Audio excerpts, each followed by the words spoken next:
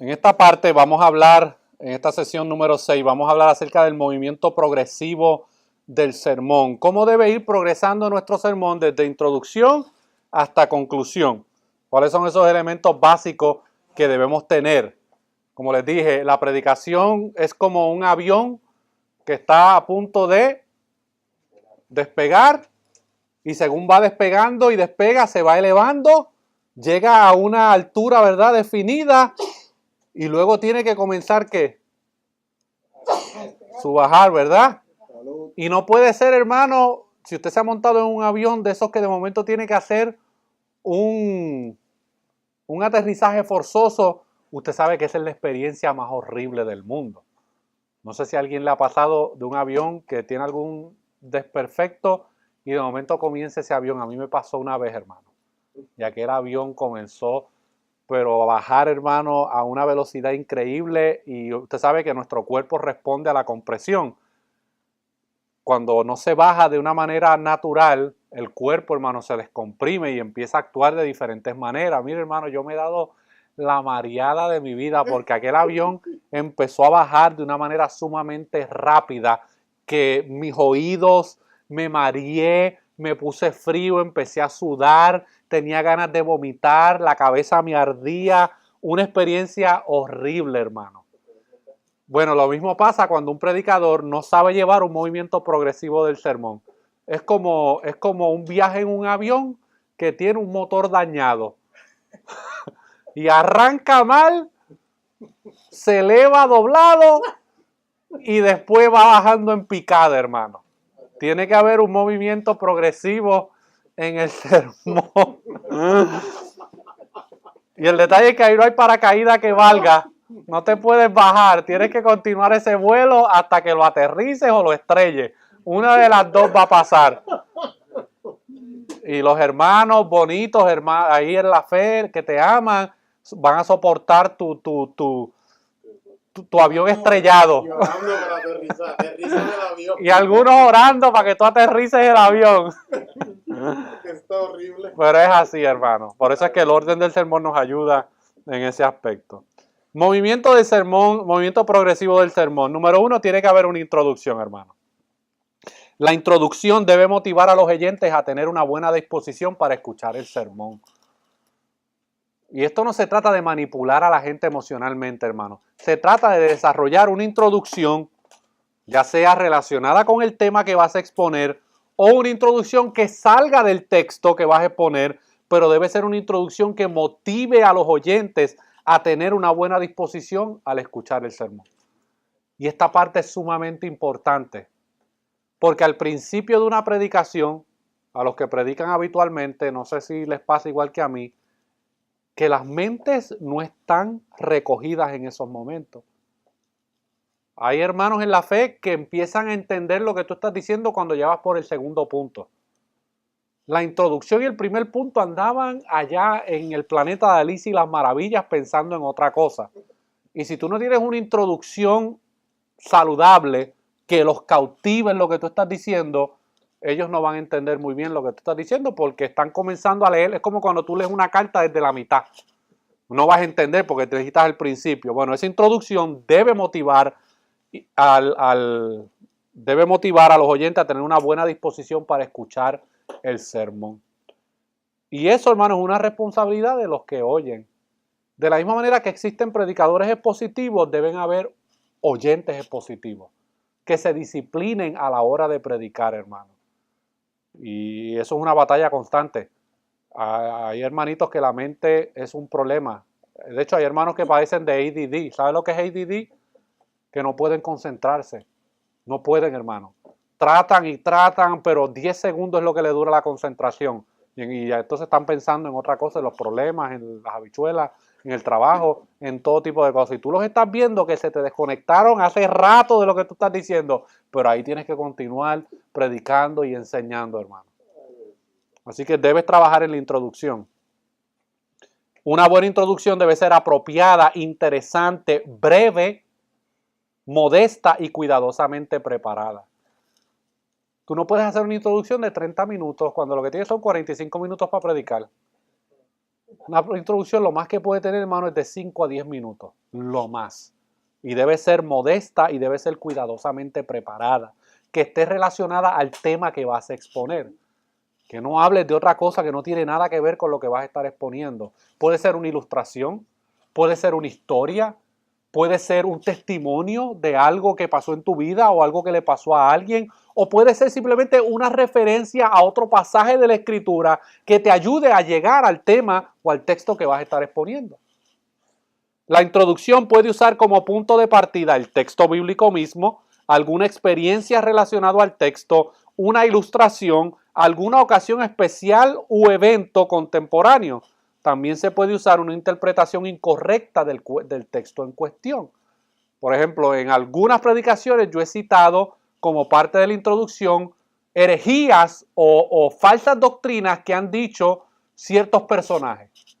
Y comienzo con una introducción como esa para entonces entrar al texto que voy a estar exponiendo. Rey. Lo escuché en varias ocasiones y siempre me he quedado en algunos momentos con la duda porque no supe dónde empezó y dónde terminó. Ajá. Yo he visto predicadores que empiezan, se suben al púlpito, empiezan a hablar y te tocan cosas bíblicas y qué sé yo, que después de 5 o 10 minutos leen el texto bíblico. Ajá. Y siguen hablando. Ajá. O sea, hay veces que se puede dar introducción antes del texto bíblico. Sí, O, claro. Porque en habido momentos de que no sé si lo que habló primero o lo que habló después del texto es la introducción. Ok, bueno, eso es responsabilidad del predicador, ¿me entiendes? Hay predicaciones donde yo comienzo leyendo el texto y después de leer el texto hago una introducción relacionada. A veces resumo lo que dijimos en la predicación anterior, especialmente si es expositiva. En la semana pasada nosotros hablamos, Pablo habló acerca de esto y esto y esto, y mencionamos acerca de la importancia de tal o cual cosa. Bueno, en esta exposición de hoy, Pablo va a continuar hablando acerca de esto, esto y esto, ¿me entiendes? Esa es la introducción. Lo puedo hacer, leer el pasaje y dar la introducción, o dar la introducción y luego entrar al pasaje que voy a estar exponiendo. Eso no hay una regla específica de cómo hacerlo. Todo depende de la audiencia a la cual le vayas a estar hablando. Lo importante es que tu introducción tenga que ver con el tema. Que no vayas a contar de una experiencia que tuviste con tu abuelita que no tiene nada que ver con el tema o el pasaje que vas a decir, hermano. ¿Ok? Usted se ríe, pero esto pasa todo el tiempo, hermano. Todo el tiempo. Se pone nerviosa la persona y no sabe ni cómo entrar y comienza a decirle un chiste. Sí, hermano, porque mire, le quiero contar, mire, ¿sabe que me encontré con mi primo esta semana y me contó un chiste buenísimo, buenísimo y quiero compartírselos a ustedes? Eso no tiene nada que ver con el texto. Esto se sostiene a través de las divisiones. Estas son las divisiones que nosotros pudimos, ¿verdad?, presentar en el ejercicio que hicimos anteriormente. Luego de la introducción tiene que haber unas divisiones de lo que tú vas a exponer. Así sea punto número 1, punto número 2, punto número 3 o transición número 1, transición número 2, transición número 3. Una transición puede ser una pregunta, no tiene que ser un punto. Puede ser como que a la luz de este pasaje, ¿qué es lo que Pablo le está diciendo a los creyentes en Filipos? Eso es una expresión de transición que me ayuda a entonces entrar a lo otro que voy a decir. Puede ser una afirmación o puede ser una pregunta. Utilice un orden apropiado en sus divisiones. Algo que usted entienda. O sea, no ponga punto número 1, subpunto número 1, subpunto número 2, subpunto número 3, porque usted no va a saber ni por dónde va. ¿Me entiende? Manténgalo sencillo, aunque tenga divisiones. Use oraciones en tiempo presente. Acuérdese que usted le está hablando a una audiencia en este contexto. Usted no va a predicar como si fuera Pablo predicándole a la iglesia de Efesios. Usted le está predicando a una audiencia en estos momentos. Usted necesita utilizar oraciones presentes. Va a explicar el contexto, pero cuando vaya a dirigirse a su audiencia le tiene que hablar en oraciones en tiempo presente. Evite desviarse a toda costa de la idea central principal de su sermón y de la progresión de su argumento. Cuando tú ves esos predicadores que eso es dando balazos por todos lados, disparos por aquí, disparos por allá, eso es porque no se prepararon. No se prepararon, no tienen nada que les sirva como una guía para ellos poder. Ellos están ahí aventurando y nosotros ahí con mucha paciencia y amabilidad escuchándolo, pero no hay un movimiento progresivo en el sermón. Use transiciones fáciles de un pensamiento a otro, que fue lo que les comenté, afirmaciones o preguntas. Utilice oraciones de transición entre cada sección del sermón. Por ejemplo, use oraciones o frases como en primer lugar, como consecuencia, por otra parte, en resumen. Esos son, hermanos, puntos que le ayudan a usted a hacer divisiones en su exposición. Y lo importante, hermano, llegue a su fin en la conclusión. Repítalo de nuevo. Llegue a su fin en la conclusión. No es que ahora usted calentó motores y que ahora es que entonces va a predicar el sermón que no está en el bosquejo. No, es que usted va a llegar a su fin en la conclusión. Ve aterrizando ese pasaje porque ya todo el mundo está en el avión con los cinturones puestos esperando y van sintiendo el aterrizaje. Para que tú veas, no sé si han visto un meme por ahí del avión que va aterrizando y de momento la esposa lo llama por teléfono y él contesta el teléfono y dice, mi amor, ya estamos aterrizando. Y entonces la esposa le contesta y le dice, ay, sí, qué bueno, ¿me puedes explicar quién es Jessica? Y el avión viene y arranca de nuevo. Una vez estaba en un retiro y entonces estaba un señor predicando, entonces la que estaba dirigiendo el retiro le hizo señas que Ajá. cortara. Sí. Entonces, el que estaba predicando dijo, entonces el señor se molestó. Ajá. Entonces le dijo a la señora que él no le podía poner tiempo al espíritu. Correcto. La señora se cayó y se fue. Bien. Dijo, tú no puedes dar tiempo al espíritu. ¿Y qué es esto del espíritu? Si el espíritu quiere que yo siga, yo sigo. Bueno, el espíritu no te va a guiar a llevar a la gente al desespero. Porque están ya locos porque tú acabes. Eso no es el Espíritu Santo guiando tu vida. Yo sé, esas son frases muy comunes que se utilizan en ciertos círculos. Aquí lo que el Espíritu diga, eso se hará. Sí, tienes 45 minutos para decir lo que Dios quiere que diga. ¿Ok? No nos vas a tener aquí 3 horas. Aquí no somos Pablo y Eutico. Ay. Sí, llegue a su fin en la conclusión. Debemos llevar el mensaje a feliz término por medio de una conclusión en donde todo el ímpetu del sermón sea aprovechado en un ataque final sobre la voluntad de los oyentes, persuadiéndolos a actuar de acuerdo al propósito específico del sermón, hermano. El propósito de la conclusión es invitar al pueblo, ya sea a la obediencia, al arrepentimiento, a la consagración, a la humildad, al amor fraternal. Eso es lo que forma parte de la conclusión. Es una persuasión donde yo estoy tomando todo lo que he comunicado y ahora estoy cerrando, ya sea a manera de un resumen o con ímpetu, lo que he estado exponiendo. Tiene que haber una conclusión, hermano. Usted no puede simplemente terminar de leer el pasaje y cerrar la Biblia y Dios me los bendiga. Tiene que haber una conclusión, ya sea corta, o a lo mejor puede ser un poquito más extensa, pero tiene que aterrizar el avión.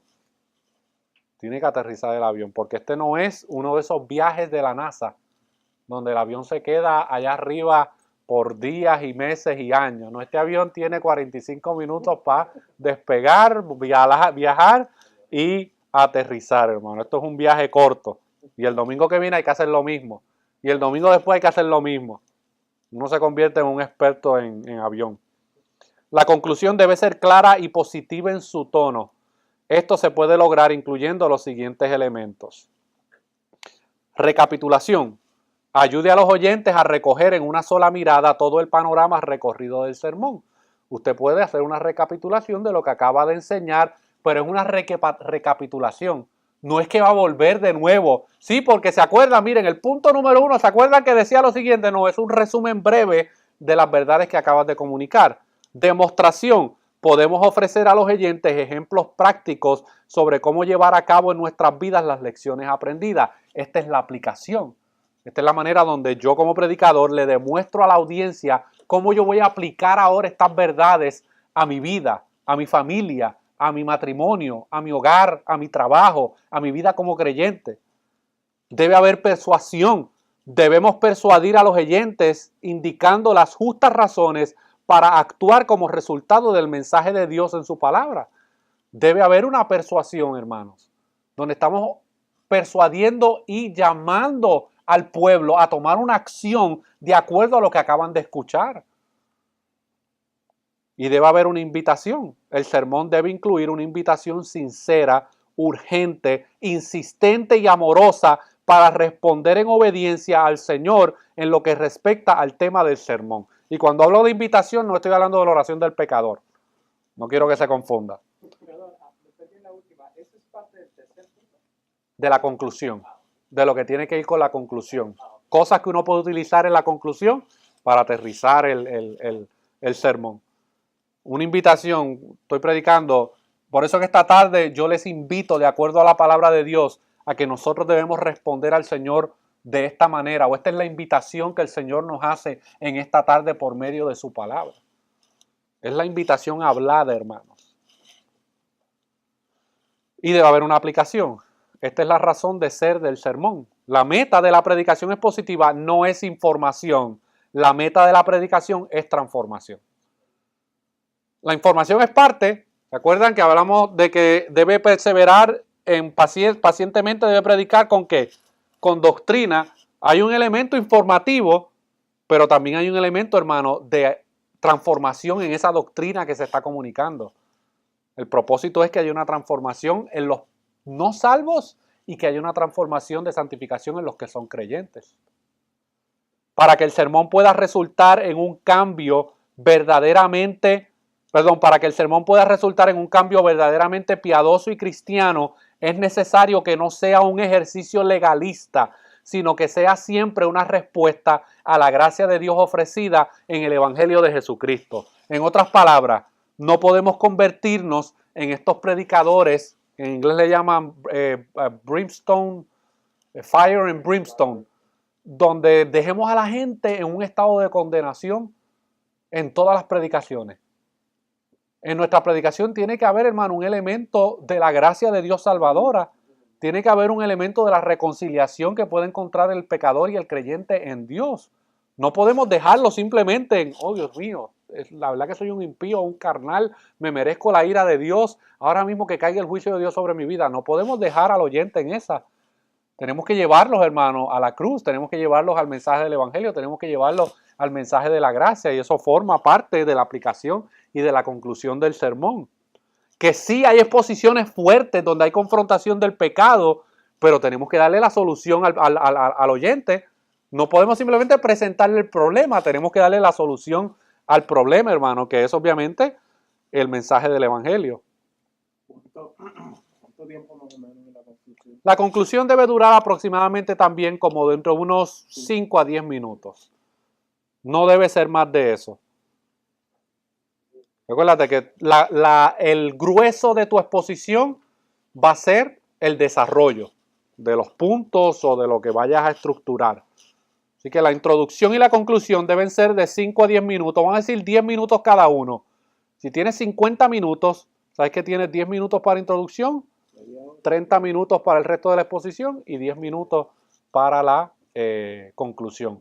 A menos que seas un predicador súper dotado en la comunicación, yo no te recomiendo predicar más de 40 o 50 minutos. No, o sea, es imposible de que tú tengas una audiencia conectada por 1 hora y media, 2 horas, a menos que seas un Pablo o un Pedro o un Jesucristo. Pero si eres un Jorge Altieri, sométete a 40, 50 minutos. Lo más, sí. Porque ya después de los 50, hermanos, ya los hermanos están pidiendo, aterriza esto ya. ¿Ah?